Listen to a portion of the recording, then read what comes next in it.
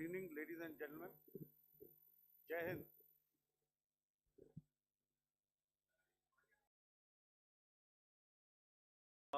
Welcome to this special press conference on Operation Sindoor. We will begin with opening statements by the three senior officers to my right here, who have been directly overseeing operations during Operation Sindoor. We have Lieutenant General Rajiv Ghai, Director General Military Operations, who will cover the aspects related to land domain. Air Marshal A.K. Bharti, to his right, Director General Air Operations, will provide insights on the air domain.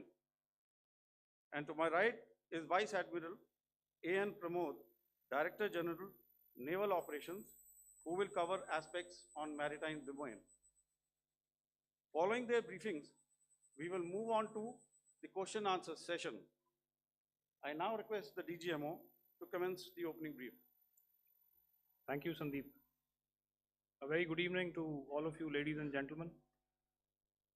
You are all by now familiar with the brutality and the dastardly manner in which 26 innocent lives were prematurely terminated at Pahalgam on the 22nd of April.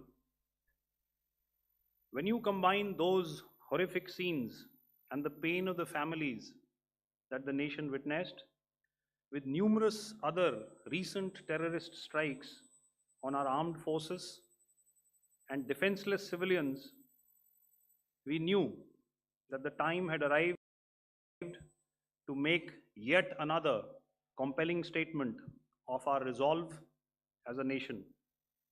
Operation Sindoor was conceptualized with a clear military aim to punish the perpetrators and planners of terror and to destroy their terror infrastructure. What I do not state here, of course, is the often stated determination of India and its intolerance to terror. It set into motion a very diligent and microscopic scarring of the terror landscape across the borders and the identification of terror camps and training sites. The locations that emerged were numerous, but as we deliberated more, we realized that some of these terror hubs were now bereft of any presence and had preemptively been vacated, fearing retribution from us. There was also a term of reference and our own binding, self-imposed restriction to target only terrorists and thus prevent collateral damage. There were 9 camps that you are now all familiar with, which were confirmed by our various intelligence agencies to be inhabited.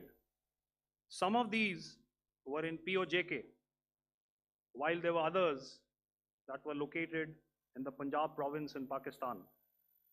Nefarious places such as Muridke, the hub center of the Lashkar-e-Taiba, has over the years bred infamous characters such as Ajmal Kasab and the likes of David Headley. What followed was a careful scrutiny of each of these sinister locations, their layout, configuration, even the type of construction in each structure, and the terrain obtained around these. This was with an obvious intent to deduce and identify the exact vector that was required for their neutralization, as also the eyes in the sky that we would send up to ensure that we brought back evidence that we had indeed targeted what we set out to. The precise images of these engagements on that fateful and historical night have already been showcased during the first press statement on the 7th of May that was helmed by our Foreign Secretary. I have no doubt in my mind that we achieved total surprise And those strikes across those 9 terror hubs left more than 100 terrorists killed, including high-value targets such as Yusuf Azhar, Abdul Malik Rauf, and Mudassir Ahmed that were involved in the hijack of IC-814 and the Pulwama blast. The line of control was also violated soon after by Pakistan, and the erratic and rattled response of our enemy was apparent from the number of civilians, inhabited villages, and religious sites such as Gurudwaras that were unfortunately hit by them, leading to a sad loss of lives. The Indian Air Force played a major part in these strikes by engaging some of these camps, and the Indian Navy provided wherewithal in terms of precision munitions. The Indian Air Force obviously had their assets up in the sky, and I will here request Air Marshal Bharti, the Director General of Air Operations, to detail for you the methodology that the men in blue adopted to successfully manifest this mission. Thank you, Rajiv. A very good evening, ladies and gentlemen. Indeed, is a difficult time that we have to come here like this and brief you. We could have done without this, but we had no choice. As the DGMO has detailed, the event was precipitated by the Dastardly Act at Pahalgam. The sequence of events have already been detailed. We carefully selected the targets, and out of the 9 selected targets, the target systems that were given to the Indian Air Force were the notorious training camps at Bhavalpur and Muridke, these being further from the international boundary. Through critical target system analysis, we analyzed what was to be done to annihilate these targets and plan to engage these targets with precision air-to-surface guided munitions so as to avoid collateral damage. The modalities of planning process I will not go through at this instant. However, what I would like to show you is the results that we achieved through our targeted airstrikes. Could I have the second slide, please?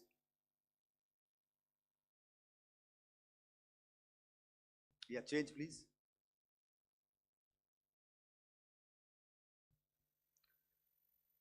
Okay. This is what the terror infra at Muridke looks like. If you see, north is as indicated, and to the right is east, where the international boundary lies. Could we have the next slide, please?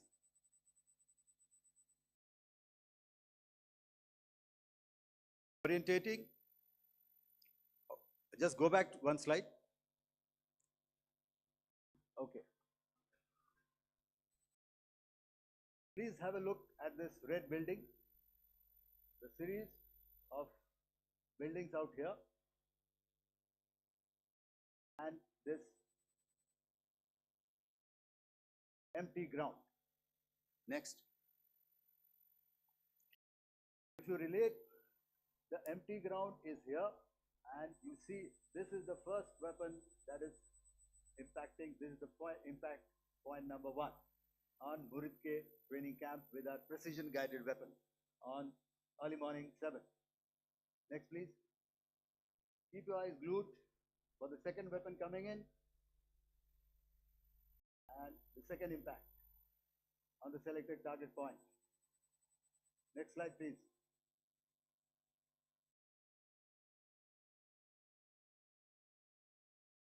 Third weapon, third impact. Continue. fourth weapon, fourth impact.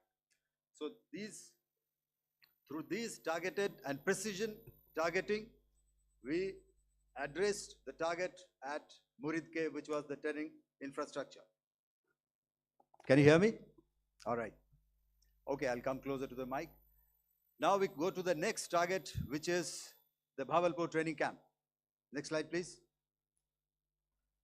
Okay, just wait. So the effect, if you see,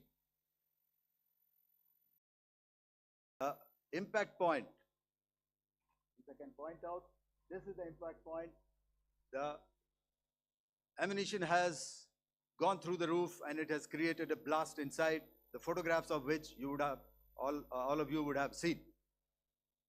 And the red building, after that, there was this double-story building. It has been completely decimated by precision targeting. Next, please. Target system, which was in the north, a series of buildings. I'll show you how it looked. Next. Completely destroyed by our precision targeting. Next. Now coming to Bhavalpur, this is the target complex that we are dealing with, a fairly large target complex. So we had to carefully choose the points that we needed to address, which were high value and which would meet our stated objectives of eliminating the terrorists. I would like to draw your attention to this red canopy, and in relation to that, I would cover the targets. One target system is a series of buildings here, other one here, and other one out here. Next slide, please. This is how it looked before, and this is how the building looked after the impact of the weapon. And orientation in relation to this red canopy, you can see here. Next, please. Before, next, and after. The roofs have completely collapsed. Next. This is the target system. Next. Precision targeting, and we have achieved our objectives here. Next. All right, so that was what we did on the 7th. Our objective was to address these two terrorist camps, and that we did with precision. And thereafter, we maintained a robust air defense posture, because remember, our objective was to target the terrorists and terrorist infrastructure, not any other infrastructure, not the Pakistani military, not the Pakistani any other infrastructure. So that is what we have maintained on the 7th of May. However, what we saw in the evening of 7th of May, we were saturated with a raid of Pakistani unmanned aerial vehicles and small drones. And these came in waves in our civilian areas, over our military installations, and all of them were successfully intercepted. Few of them did manage to land. However, there was not much damage that they did. And we have our robust counter-US hard kill and soft kill systems which did the job. However, the difference here was that we had targeted the terrorists. The adversary now has targeted our civilians and the military infrastructure. So it had to be responded to. So in a quick and calibrated response, that very night, we struck their radar installations at Lahore and close to Gujranwala, the LYT installation, to indicate to him that we are ready, yet we do not want to escalate. Our fight was with the terrorists and not with the Pakistani military establishment. Thank you.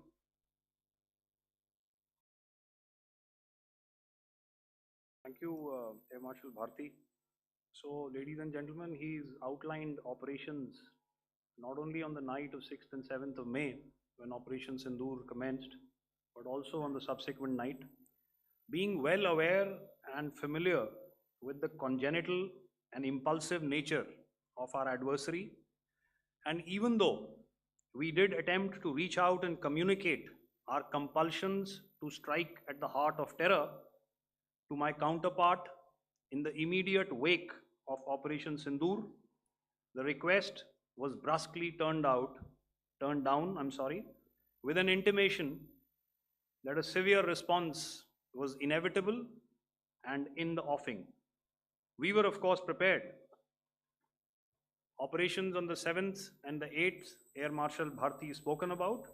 On the night of 8th and 9th of May, they flew drones and aircrafts into our airspace all across the borders and made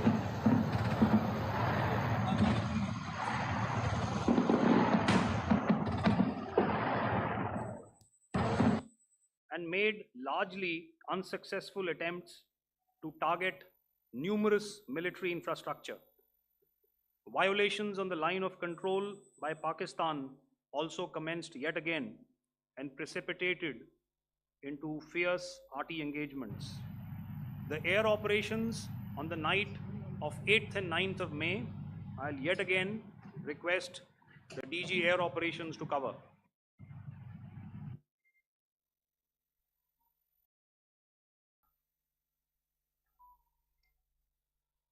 So I just covered what happened on the night of 7th and 8th. What we found that on the night of 8th and 9th, starting as early as 22:30 hours, our cities had a mass raid of drones, unmanned aerial vehicles, UCAVs, starting right from Srinagar, going down right up to Nalia. It was a mass raid in waves and it was relentless.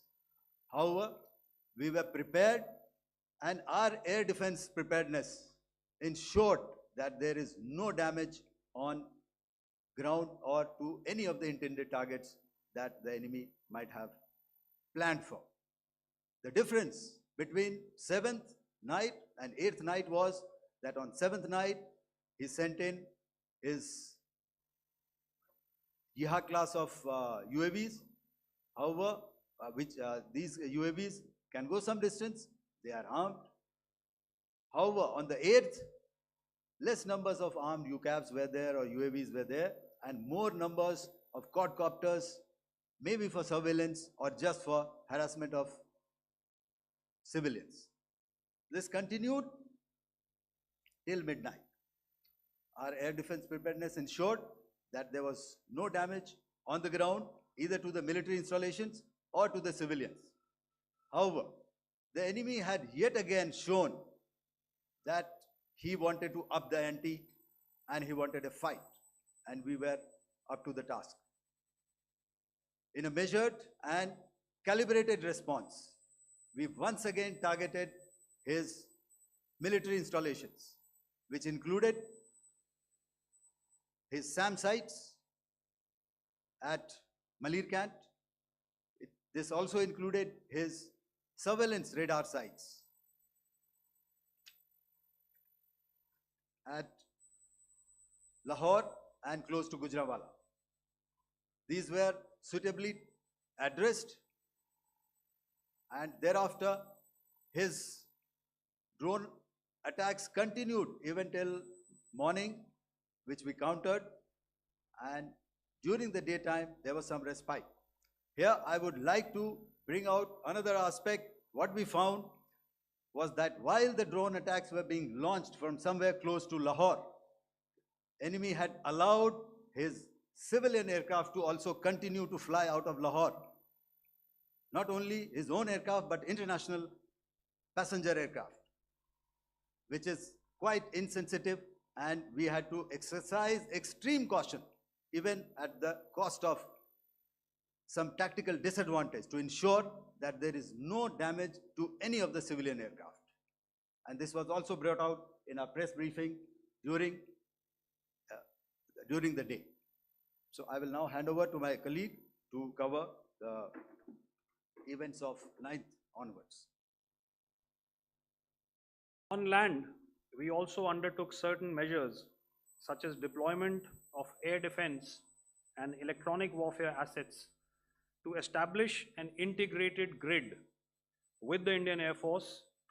And I have seen and heard some of you wax eloquent about the benefits of such an architecture when it comes to negating and combating air intrusions. We also carried out deployment to include movement of our forces in the land, sea, and air domains. The night of the 9th and the 10th of May saw similar intrusions by drones and aircrafts, and this time there was a concerted effort to target airfields and some very, very important logistic installations, albeit yet again unsuccessful and denied gallantly and efficiently, I must say, by the integrated Indian Air Force and Indian Army Air Defense. We further strengthened our deployment and also initiated some pressure points to send a very clear and unambiguous message to the other side to desist from any misadventures on land. Some of the airfields and dumps saw repeated attacks in waves from the air. All were thwarted. The Pakistan Army has reported to have lost approximately 35 to 40 personnel in artillery and small arms firing on the line of control between the 7th and the 10th of May. What the other side had probably also not reckoned with was the speedy and precise turnaround and hit back by the Indian Air Force. And I will yet again ask Air Marshal Bharti to speak about these significant and game-changing strikes. I will thereafter request Vice Admiral Pramod, my colleague and Director General of Naval Operations, to tell us about some very telling naval maneuvers in the Arabian Sea that exerted pressure on the night of 9th and 10th of May. Over to you, sir. Commencing about 2000 hours, that is 8 p.m. local time, on 8th of May, several Pakistani unmanned aerial systems, drones, combat vehicles attacked multiple IF bases. These included Jammu, Udhampur, Pathankot, Amritsar, Bhatinda, Nal, Dalhousie, Thois, Jaisalmer, Uttarlai, Falodi, Nalia. These were almost simultaneous and they came in waves. All our AD guns and other systems were waiting for them. All these waves were neutralized by our trained crew using the air defense systems that they have, and also some of them were utilized using our legacy systems like Pechoras and IF Summer, which we have recently acquired. And some were neutralized by the Garud snipers.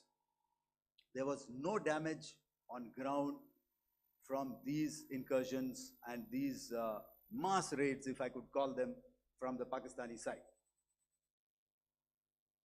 However, following these relentless attacks on our air bases, on our forward positions, and on our civilian targets, this was time to convey some message to our adversaries. And therefore, a decision was taken to strike where it would hurt. And towards that in a swift, coordinated, calibrated attack, we struck these air bases, command centers, military infrastructure, air defense systems across the entire Western Front.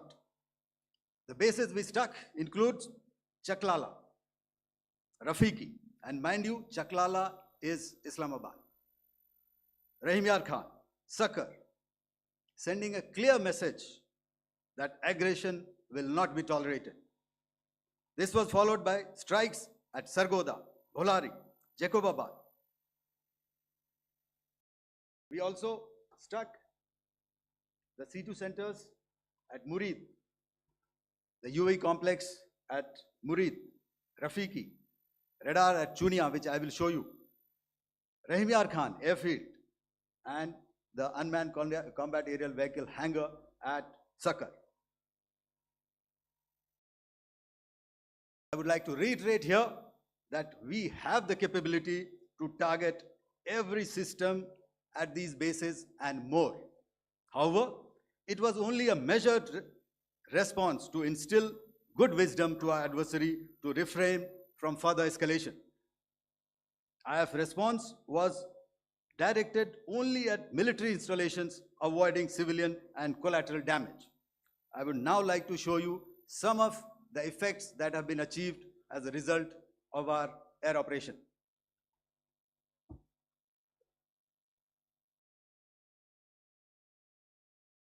Here is the Pasroor air defense system. If you could see, zoomed up view. This is the radar mounted on a high tower. And after the strike,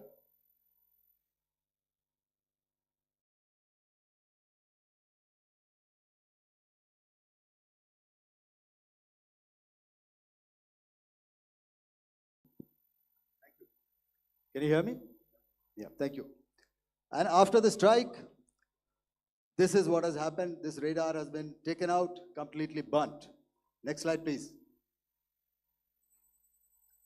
The Chunia air defense radar, which was taken out on 7th and 8th. This is the radar site. A blown up photograph, once again, on a tower. Not very clear, but what you see very clearly is the after effect after we have struck. The radar head has been completely decapitated. Next slide, please. Arifwala air defense radar.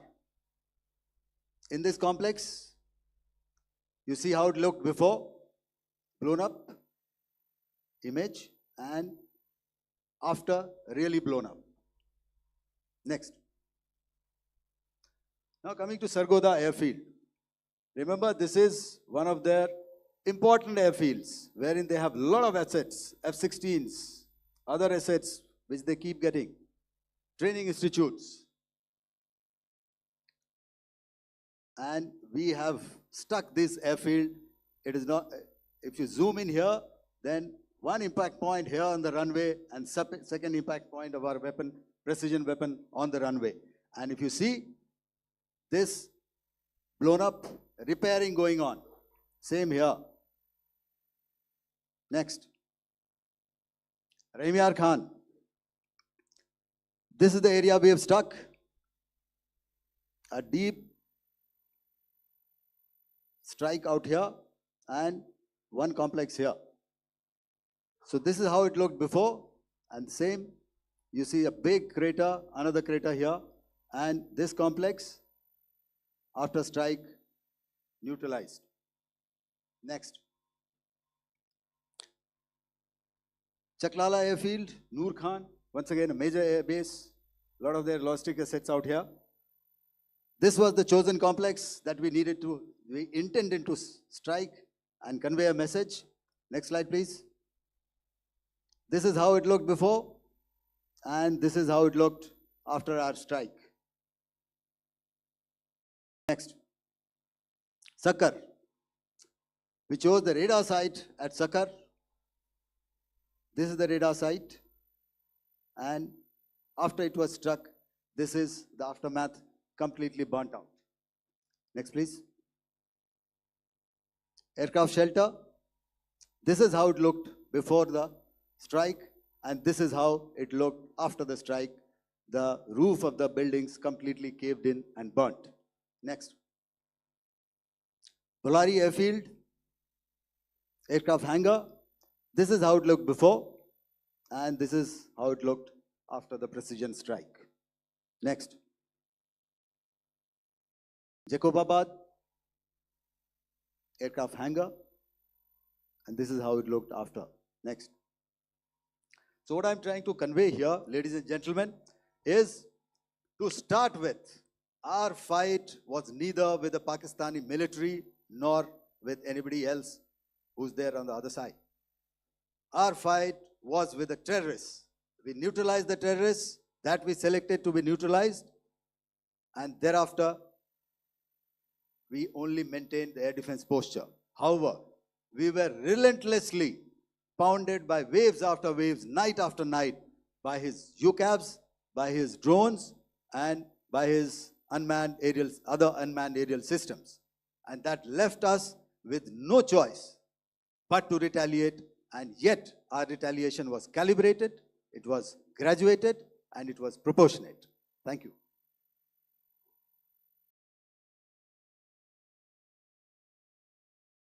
Good evening, ladies and gentlemen. In the aftermath of the cowardly attacks on innocent tourists at Pahalgam in Jammu and Kashmir by Pakistani-sponsored terrorists on 22nd April, the Indian Navy's Carrier Battle Group, surface forces, submarines, and aviation assets were immediately deployed at sea with full combat readiness in concert with the Joint Operation Plan of the Indian Defence Forces. You may be aware that we tested and refined tactics and procedures at sea during multiple weapon firings in the Arabian Sea within 96 hours of the terrorist attack. The aim was to revalidate our crew, armament, equipment, and platform readiness to deliver various ordnance on selected targets precisely. Thereafter, our forces remained forward deployed in the Northern Arabian Sea in a dissuasive and deterrent posture with full readiness and capacity to strike select targets at sea and on land, including Karachi at time of our choosing. The forward deployment of the Indian Navy compelled Pakistani naval and air units to be in a defensive posture, mostly inside harbors or very close to the coast, which we monitored continuously.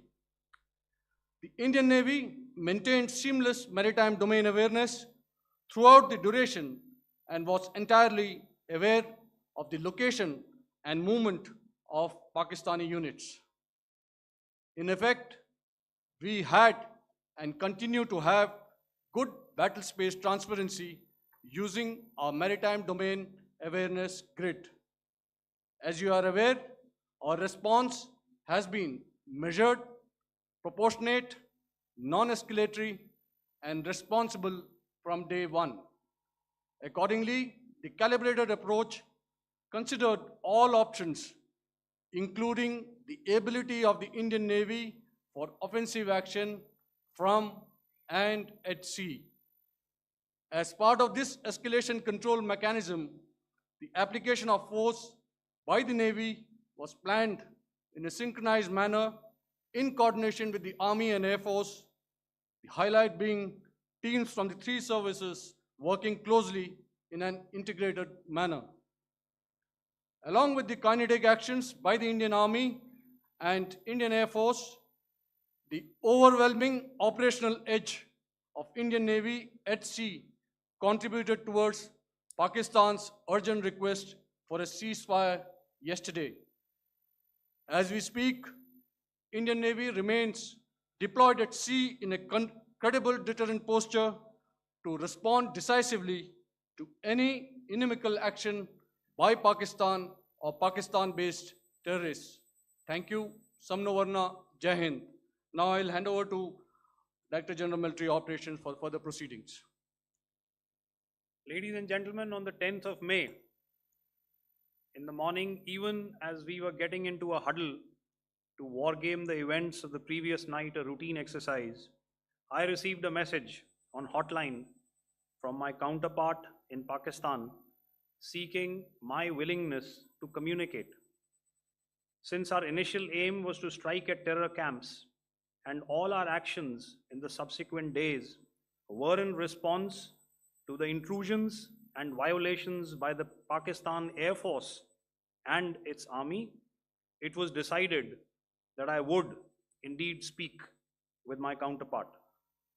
You are already aware I've seen it being covered on national television, that my communication with the Pak DGMO was conducted at 15:35 hours yesterday and resulted in cessation of cross-border firing and air intrusions by either side with effect from 1700 hours 10th of May, after he proposed that we cease hostilities.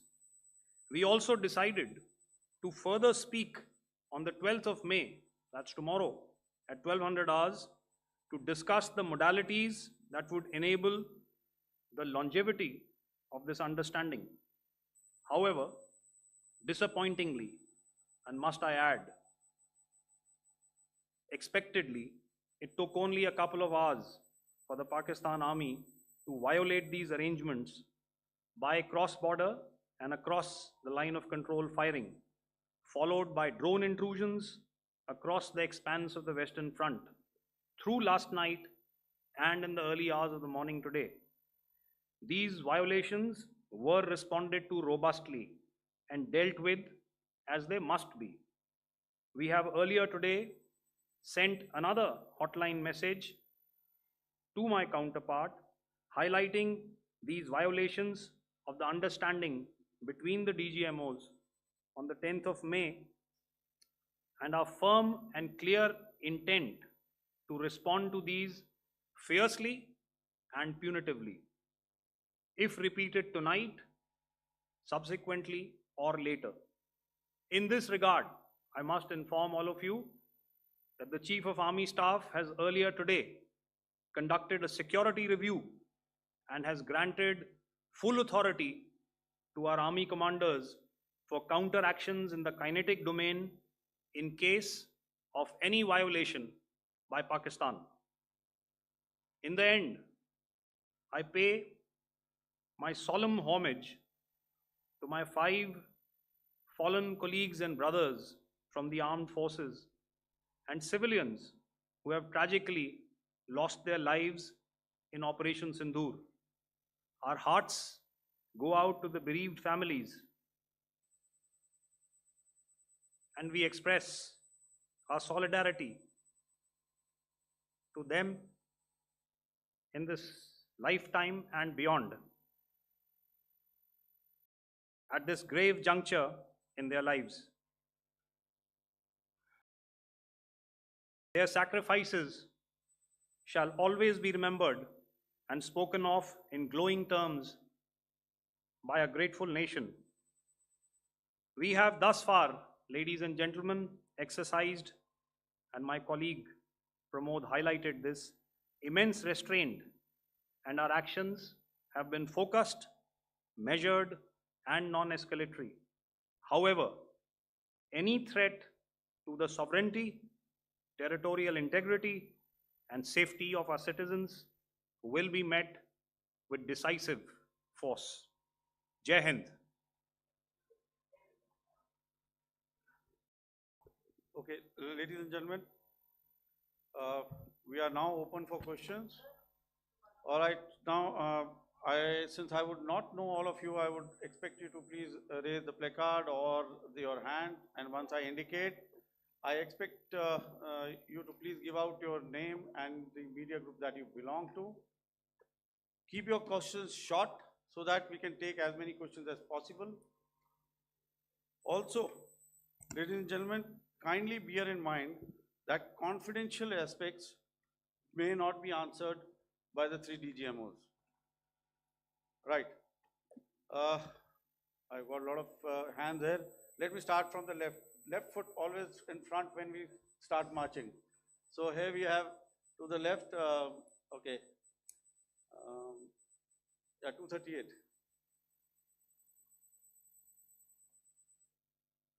Hello. So this is Manas Pratimhuyan from PTI, Press Trust of India. So the understanding that was reached yesterday on stopping the military operations and actions, was it for just 3 days? And what would be the cost escalation if there is violation of this understanding by the Pakistani side? And my subsequent question would be that we have a kind of ceasefire agreement with Pakistan that was finalized in 2003. So will there be some kind of similarities in frameworks between the two kind of understandings, 2003 ceasefire agreement and the current understanding on stopping military operations? And again, what are the cost that will be incurring on Pakistan if Pakistan again resorts to this kind of terrorist activities, because we have made it very clear that the cost will be very high. So I would like to have your thoughts on it. Okay, so I'll answer the latter part of the question first. I also want to add that while the initial ceasefire agreement, as you correctly pointed out, is of the 2003 vintage, but I must remind you that in 2021, in the month of February, and this was then when the crisis in eastern Ladakh was also on, the two DGMOs had spoken and arrived at a ceasefire understanding that lasted right up until this unfortunate attack at Pahalgam. Once our Foreign Secretary had announced the decisions of the CCS in the immediate wake of that attack, he had announced certain measures, and then of course Pakistan had in turn made its own announcements. Since then, there have been certain violations of this ceasefire understanding, and of course after the 7th of May, like I pointed out during my statement, that there have been numerous violations on the line of control especially, and of course along the international boundary by the Pakistan Army and the Pakistan Air Force. This understanding that we spoke about yesterday, no, it was not for 3 days. It was first to stop aggressive and hostile activities immediately, let that order and direction settle down for about 36 hours, and thereafter discuss modalities, like I said, to ensure its longevity. That is tomorrow on the 12th of May. But unfortunately, we had a violation starting at approximately 1900 hours last night, and we've sent a communique, like I said, to the Pakistan Military Operations Directorate, and we will await to what happens tonight. All right. I will. The cost escalation, I mean, I'll leave it to your best imagination. I've already said that the response will be fierce and punitive. Now, the right foot forward. Yeah.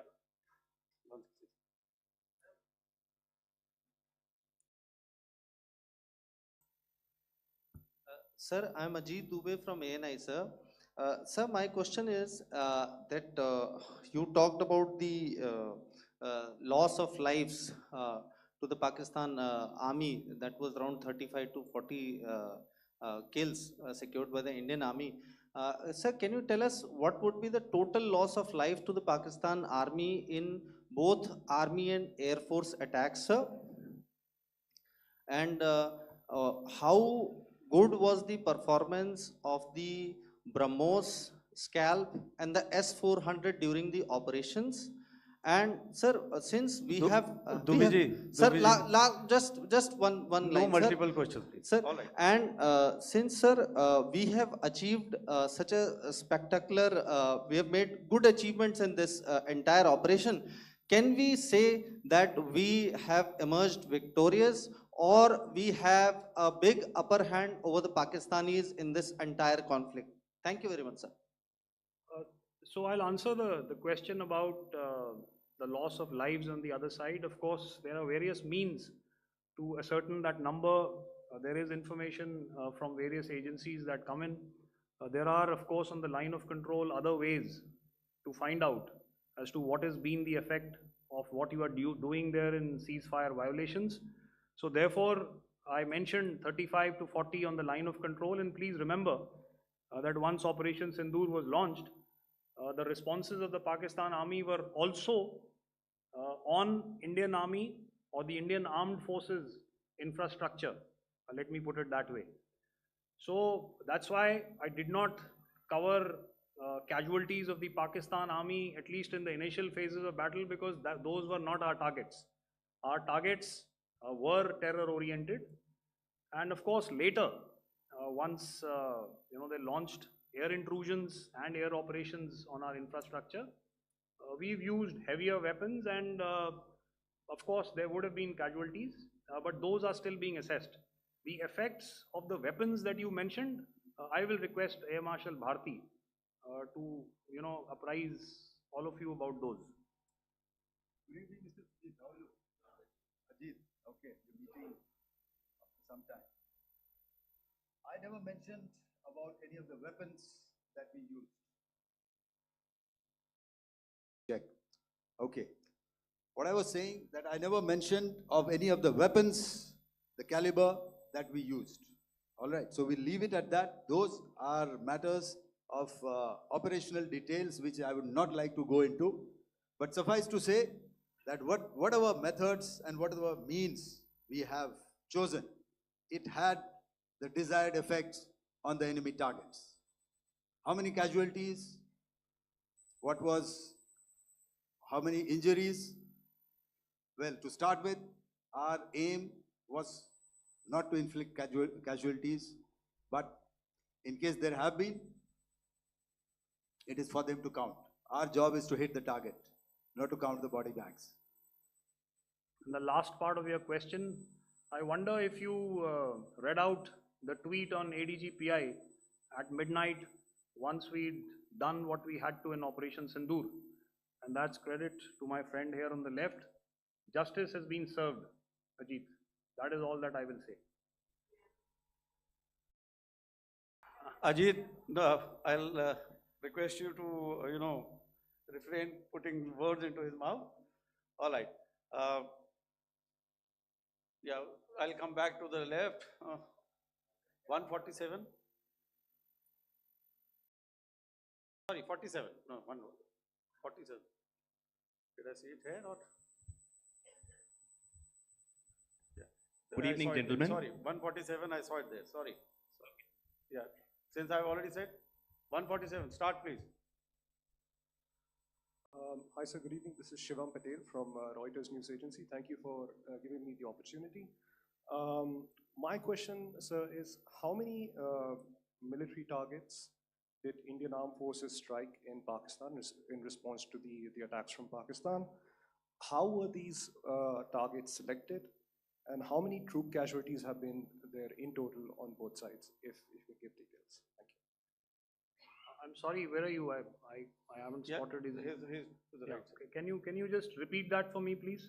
Sure, sir. So my name is Shivam Patel. I'm from Reuters News Agency. My question is, how many military targets in total did the Indian Armed Forces strike in Pakistan in response to the attack from Pakistan? How were these targets selected? And how many troop casualties have been there on both sides, if you can?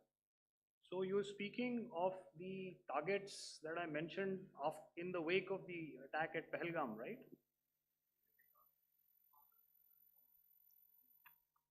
Yeah, I think it's amply clear to everybody here that the Pakistan Army has not crossed the international boundary, neither in the plain sector nor on the line of control. So the intrusions have been in the air. There have been certain attempts on the line of control when ceasefire violations have been on to try and infiltrate and carry out and perpetrate activities that we are all very well familiar with. Whether these are by terrorists or by the Pakistan Army or its special forces and commandos is difficult to say, but each of these have been effectively thwarted. So therefore, as far as engagements of military targets on the other side is concerned, I thought Air Marshal Bharti covered those very well and in detail, and he also mentioned as to how they went about targeting those. I think those images were very clear and very, very graphic in telling us as to what we needed to hit. And you'll remember right at the outset, I said that we even went into what was the construction in each of these locations, and therefore decided on the vector that had to be utilized. Please. Okay, if I could add to what the DGMO has said, I have already detailed the targets. Now, whether it is X numbers or Y numbers is that is immaterial. And what damage have we inflicted? You have seen. What are the casualties on the other side? As I said, that is for them to count. As far as we are concerned, from the air defense side, if they had a choice, they would have definitely come in. They are fighters, there are more numbers of UCAVs. It is not that they did not intend to come in. It is only that our robust AD posture prevented them from coming in. So that must be known, and that must be realized by all the audience here. Yeah, I'll come to the left now, 24.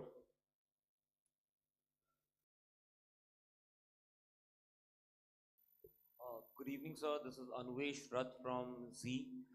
Sir, I wanted to know on the first briefing, which was done by FS and two representatives from Air Force and Army, you showed a list where there was 21 places in that list.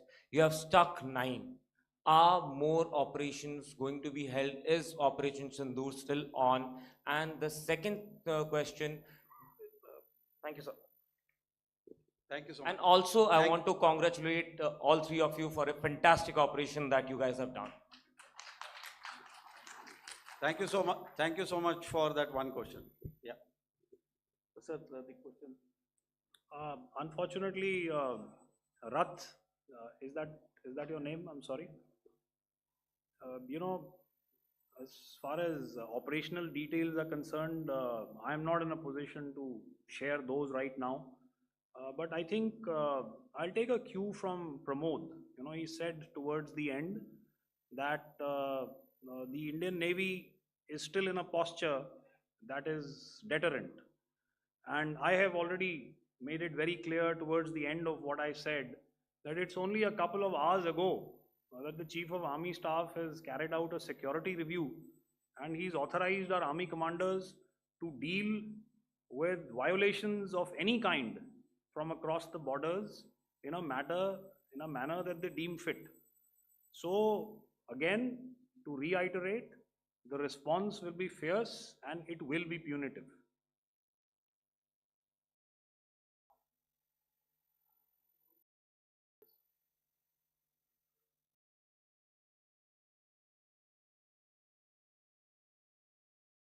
I'll go back this side now. Yeah, 255. She said middle wale kya karenge, so 255. Oh, sorry. Good evening, sir. Yeah, 255. I'm Shailesh from National Defense. Please allow me, first of all, to pay my gratitude for protecting us Indians. Thank you very much. Sir, since the enemy has been talking about taking down our aerial platforms, it would be deemed fit in case we can reveal that we have taken down their fighter jets. What could be the number? Though you said that they may be not good to reveal the platforms, but since this has come from various quarters in Pakistan, so I believe that we need to answer, in case if you can, sir, if you may allow. The question is for me? Yes, sir. Okay, and if I get it right, you want to know how many of their planes we have downed? Yes, sir. Yes, sir. All right. See, as I said, their planes were prevented from coming inside our border. All right. So we do not have the wreckage with us, but definitely we have downed a few planes. Numbers, we would not like to hazard a guess out here. Okay. I have the numbers, okay, and we are getting into the technical details of it to establish it. So I would not like to put a figure at this time, but definitely there are losses from their side which we have inflicted. Were they Please don't ask. were they fourth generation plus, sir? No, See, sir, you're putting words into my mouth. Why do Sir, you say fourth generation? Let us make it high tech. Thank you so much, sir. all Thank right. you. Yeah, 163.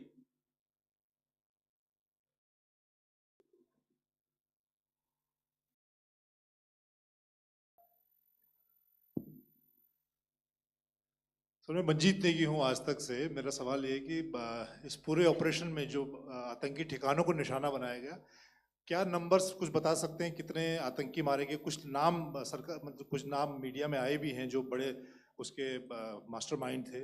और एक सवाल जो आज air force ने भी एक tweet किया कि ऑपरेशन सिंदूर अभी जारी है और सरकार की तरफ से भी कहा गया। और पिछली बार जब विदेश मंत्रालय की प्रेस कॉन्फ्रेंस पहली हुई थी उसमें वो लिस्ट दिखाई गई थी कि 21 टेरर कैंप आइडेंटिफाई किए गए हैं। तो क्या जो बाकी बचे हुए टेरर कैंप उन पर भी कार्रवाई होगी? और एक नंबर अगर आप बता पाएं कितने टेररिस्ट मारे गए? Manjeet ji, 3 questions. The third one has just been asked here before. So 21 this thing. So I'll request the first to be answered so that we have more number of people who can ask. Manjeet, जब मैंने statement दिया तो मैंने शुरू में ही कहा कि जैसे ही ऑपरेशन सिंदूर कॉन्सेप्चुअलाइज हुआ तो हमारा जो पीछे की कार्रवाई होती है स्पेड वर्क और टारगेट्स को आइडेंटिफाई और एनालाइज करने की कार्रवाई शुरू हो गई थी। मैंने जब स्टेटमेंट दिया तो मैंने बताया कि बहुत सारे थे, हमने 21 दिखाए होंगे और भी हैं, लेकिन वो लिस्ट फिल्टर करते करते 21 तक पहुंची। अब क्या आगे एंगेज किए जाएंगे? अगर ज़रूरत पड़ेगी तो ज़रूर एंगेज किए जाएंगे, लेकिन मैंने बताया कि इस समय जो इंट एजेंसीज ने हमें बताया कि फलाने कैंप में प्रेजेंस है, हमने उनको एंगेज किया। कुछ नाम मैंने लिए, कुछ नाम अभी पुख्ता किए जा रहे हैं। मैंने आपको बताया कि जो इंट एजेंसीज ने अभी तक असेसमेंट किया है उसमें उन्होंने कहा है कि तकरीबन 100 से ज़्यादा मारे गए हैं। और एक आज आपने तस्वीर भी देखी कि काफ़ी प्रोमिनेंट जो फ्यूनरल था, काफ़ी प्रोमिनेंट एक जो हस्ती हैं वो ऑर्गेनाइज कर रहे थे, और उस फ्यूनरल में और कौन कौन लोग अटेंड कर रहे थे वो तो आपने देखा ही। तो आप लोग सब समझदार हैं और मुझे ये कहने की ज़रूरत नहीं है कि इन लोगों को कहाँ से सपोर्ट मिल रहा है। अगर नहीं मिल रहा होता तो ऑपरेशन सिंदूर नहीं होता, तो उसी की वजह से है ये ऑपरेशन। तो मेरे ख्याल से मैंने आपके सारे सवालों का जवाब दे दिया। Ma'am.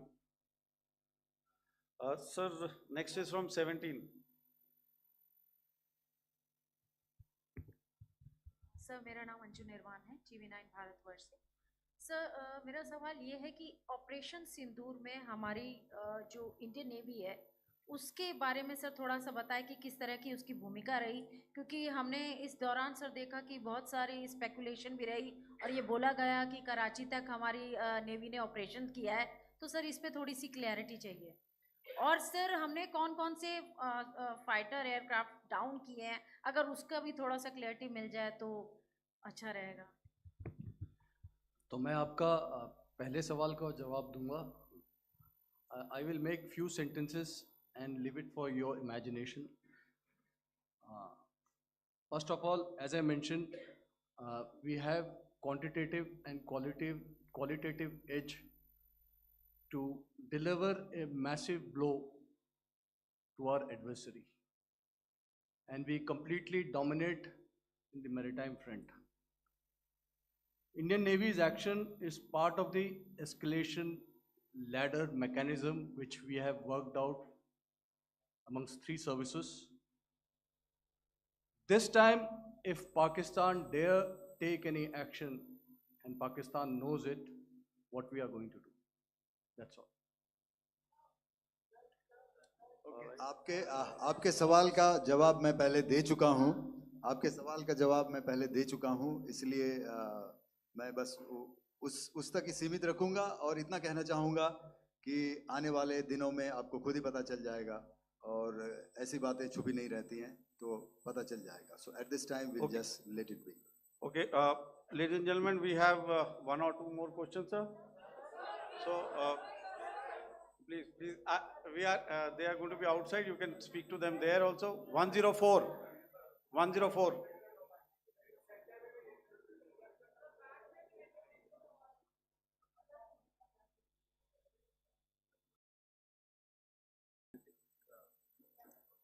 Yeah, ask. Sir, Dinakar with the Hindu newspaper. Are you surprised that you got this question? No, sir. Just look. Sir, can you give a number of assets we lost, because there's been a lot of speculation going on, international media writing a lot of things about our platforms, including Rafales. I mean, Pakistan claiming that Rafale has been downed, etc. Can you put that question to rest and clarify on that? I guess that question is for me. All right, I'm happy that you've asked this question. You know, we are in a combat scenario, and losses are a part of combat. The question that you must ask us, okay, and indeed that we must ask ourselves, you inclusive, is have we achieved our objectives? Have we achieved our objective of decimating that terrorist camp? And the answer is a thumping yes. And the results are for the whole world to see. As for the details, what could have been, how many numbers, which platform did we lose? You know, at this time, I would not like to comment on that, because we are still in a combat situation. And if I comment on anything, it will only be advantage adversary. So we don't want to give him any advantage at this stage. All I can say is that we have achieved our objectives that we selected, and all our pilots are back home. Thank you. Okay, hold. Please don't. Please be civil here. So we'll have 220 now. Hello sir, this is Anita Chaudhary sir from Swadesh newspaper. मेरा सवाल है, क्योंकि ये हमारे जो पहले जो action रहा वो आतंकवाद के खिलाफ रहा, तो आतंकवाद में अजहर मसूद की तरफ से एक बयान जारी किया गया था जिसमें उन्होंने कहा कि हम इसका बदला लेंगे और जाज जाज रुलाएंगे। तो क्या अगला, अगर खुदा न खास्ता अगला टेरर अटैक किसी भी तरह का होता है, तो क्या उसे एक्ट ऑफ वॉर में हमारी तरफ से लिया जाएगा और उसका क्या माकूल जवाब दिया जा सकता है? मेरा इसमें सिर्फ एक ही जवाब है आपके लिए कि हमने अपनी कार्रवाई करी। हमने उसके बाद मैंने अपने स्टेटमेंट में भी बताया कि ये कम्युनिकेट करने की कोशिश करी कि हमने इस तरीके से ये जो स्ट्राइक्स हैं वो क्यों की। लेकिन जो हमारा एडवर्सरी है उसने जैसे मुनासिब समझा वो कार्रवाई करी। तो आपने देखा कि ये जो एक्टिविटीज़ चल रही हैं 3-4 दिन से, ये कोई वॉर से कम नहीं है। नॉर्मल सर्कमस्टांसेस में एक दूसरे देश की एयर फोर्सेस हवा में नहीं उड़ती हैं और एक दूसरे के ऊपर स्ट्राइक्स नहीं करती हैं। हर रात इंट्रूजन्स नहीं होते हैं। लाइन ऑफ कंट्रोल पर सीज फायर वायोलेशंस, आपके एक साथी ने सवाल पूछा था शुरू में, एक सीज फायर अंडरस्टैंडिंग था, वो भी जा चुका है। उस सीज फायर अंडरस्टैंडिंग के जाते जो फायरिंग हो रही है लाइन ऑफ कंट्रोल में, उसमें घुसपैठ की कोशिश हो रही है। आमतौर पर ये घुसपैठ लाइन ऑफ कंट्रोल में टेररिस्ट करते हैं, लेकिन हमें इंफॉर्मेशन है कि हो सकता है ये पाकिस्तान आर्मी की टोलियां भी हों जो हमारे पोस्ट के ऊपर खामी पहुंचाने की कोशिश कर रही हैं। तो ये सारी एक्टिविटीज़ तो वॉर में शामिल हैं। तो ये कहना मुश्किल है कि आगे क्या होगा, वो स्पेक्यूलेटिव जोन में आ जाता है और मैं स्पेक्यूलेट नहीं करना चाहता। हर एक सिचुएशन अलग होती है और उससे एक तरीके से डील किया जाता है। मैं एक सवाल इसका मैं जवाब देना चाहता हूँ, एक मिनट। जो मिलिट्री होता है, our main job is to prevent war and maintain peace and stability. So it is not that our response is a graded response. That means अगर किसी ने किया तो उसको graded उसमें किया। जैसे terrorist action हुआ तो what we did is a terrorist action and then we destroyed all the terrorist camps. उसके बाद आपने देखा कि उनने थोड़ा सा कोशिश किया तो हमारे एयरफोर्स एंड आर्मी ने क्या किया, तो मिलिट्री टारगेट्स हैं उनको उनके ऊपर थोड़ा. So our aim is to maintain peace and tell our adversary that you do this and the response will be bloody. Okay, now as per the, please, we'll have 166 and 25, and after that, no more, please. Sir, this side. Ladies and gentlemen, please Sir. maintain, Sir, I'll this request side, you to sir. please be quiet. Jal Ghai? No. This side, sir. We have only two Sir, questions left, 166. Yeah, please start. So I'm Rahul Singh from Hindustan Times, sir. So you were totally on top of the game in the kind of losses you've inflicted on the enemy. I mean, we saw the slides and everything. So it kind of comes across that you were batting it 99 and you decided to declare your innings. What are your thoughts on that, sir? And do you think, are you weighing the option of the Pakistan army using this time, buying this time of the so-called ceasefire, or the understanding? And you talked about how they could not be trusted. So buying time to kind of build up their war reserves, getting stuff from their friends like Turkey or China, are we considering that possibility, sir? Look, see, the call came from the Pakistani side to speak about cessation of hostilities. What pauses mean during such conflicts is known to everybody. You know, I don't want to go into the pros and cons of how preparation for war is made. You know, that is a process in itself. But I think my senior colleague here, the DG Air Operations, spoke, or he alluded at least, you know, to what this operation was precisely and specifically meant for. And I think that's something that we achieved, you know, right at the outset. Had we had the option not to go further, we probably wouldn't have. But we've been compelled to be in this situation.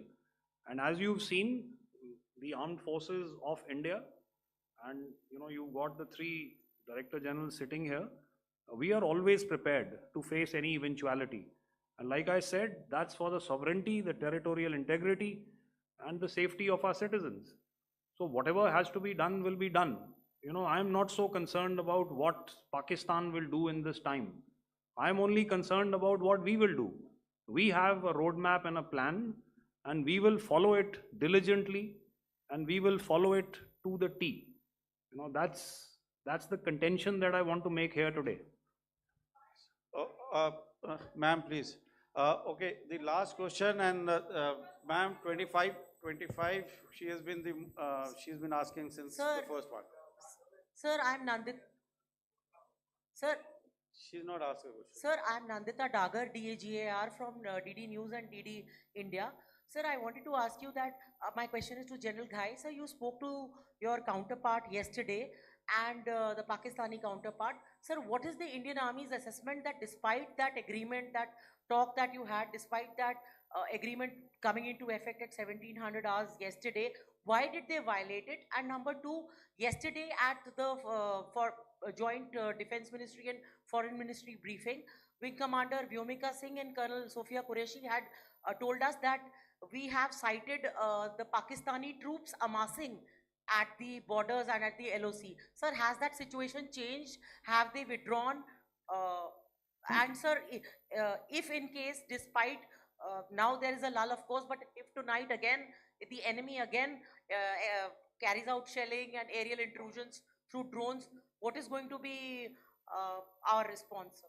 Thank you. So without outlining the specifics of that response, I've already made it clear that there will be a response, and it will be fierce and it will be punitive. Why the Pakistan army chose the option of violating the understanding that was arrived at earlier yesterday, I think that's a question that we best answered by the Pakistan DGMO. I wouldn't be able to, give you that.